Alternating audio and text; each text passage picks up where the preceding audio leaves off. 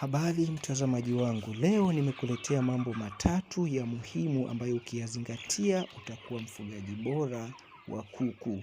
Jambo la kwanza, unapaswa kuandaa makazi bora na salama kwa ajili ya mifugo yako. Hapa namaanisha unapaswa kuandaa banda lililo safi, lisiloweza kupitisha upepo mkali wala kuwabananisha kuku. Lakini pia linapaswa kujengwa eneo ambalo halituamishi maji. Lakini pia eneo ambalo haliwezi kuruhusu wanyama wengine kupenya, kuingia na kuzuru mifugo, wanyama kama vile mbwa na kadhalika.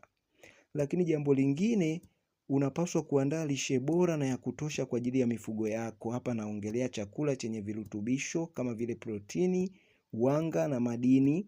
Lakini pia unapaswa kuhakikisha unawapatia kuku wako maji safi wakati wote yanapohitajika bandani.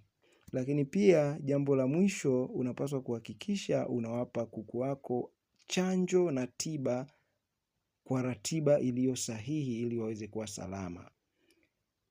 Mpaka hapo natumai utakuwa umenielewa. Hivyo usisahau kusubscribe na kuacha comment katika chaneli hii.